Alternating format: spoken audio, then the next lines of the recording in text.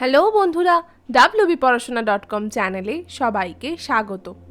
আজ আমরা দশম শ্রেণীর জীবন বিজ্ঞানের পরিবেশ দূষণ অধ্যায়ের কিছু গুরুত্বপূর্ণ অতি সংক্ষিপ্ত প্রশ্ন উত্তর তোমাদের সাথে আলোচনা করব। আলোচনা শুরু করার আগে তোমাদের সাথে শেয়ার করে নিতে চাই একটি বিশেষ বিষয়। wbporashona.com বাংলার প্রথম ডিজিটাল প্রশ্ন উত্তর সহায়িকা। পাঠ্য বিষয়ের প্রশ্ন উত্তর আলোচনার আপডেট নিয়মিত বিনামূল্যে পড়তে এখনই ভিজিট করো wbporashona.com এ। লিংক ডেসক্রিপশন বক্সে দেওয়া আছে। যারা আমাদের ইউটিউব চ্যানেলটাকে এখনো সাবস্ক্রাইব করোনি তাদেরকে বলছি প্লিজ সাবস্ক্রাইব করে পাশে থাকা বেল আইকনে প্রেস করে দাও। শুরু করা যাক আজকের আলোচনা। আজকের প্রথম প্রশ্ন, বায়ু দূষক রূপে এসপিএম এর একটি করে উৎসের নাম লেখো। বায়ু দূষক রূপে এসপিএম এর উৎস হলো ফ্লাই অ্যাশ, তাপ বিদ্যুৎ কেন্দ্র, ধোঁয়া, জীবাশ্ম জ্বালানির দহন। দ্বিতীয় প্রশ্ন, এসপিএম এর পুরো নাম কি? এর পুরো নাম হলো সাসপেন্ডেড পার্টিকুলেট ম্যাটার। তৃতীয়, তাজমহলের বিবর্ণ হওয়ার কারণ কোন প্রাকৃতিক ঘটনা? উত্তর, তাজমহল বিবর্ণ হয়ে যাওয়ার কারণ হলো অ্যাসিড বৃষ্টি। চতুর্থ প্রশ্ন, কয়েকটি গ্রিন হাউস গ্যাসের নাম লেখো। উত্তর, chlorofluorocarbon, methane, nitrous oxide, ozone ইত্যাদি। পঞ্চম প্রশ্ন আজকে, গ্রিন মাফলার কি? উত্তর, শব্দ দূষণ প্রতিরোধ করার জন্য রাস্তার দুধারে ৩-৪টি সারিতে গুল্ম ও বৃক্ষ জাতীয় গাছ লাগানো হয়। একেই গ্রিন মাফলার বলা হয়।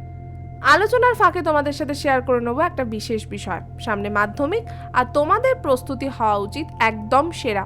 তাই তোমাদের কথা মাথায় রেখেই wbporashona.com নিয়ে এসেছে চ্যাপ্টার টেস্ট ইবুক সিরিজ। পাওয়া যাচ্ছে মাধ্যমিকের সবকটি বিষয়ের ওপর। কি থাকছে?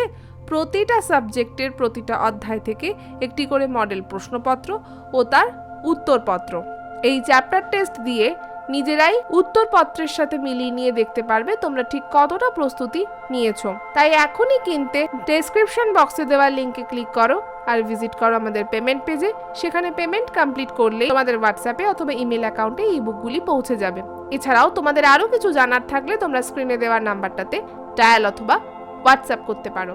ফিরে এলাম আবার আলোচনায়। আজকের পরের প্রশ্ন, জীব বিবর্ধনের জন্য দায়ী এমন একটি রাসায়নিক পদার্থের নাম লেখো।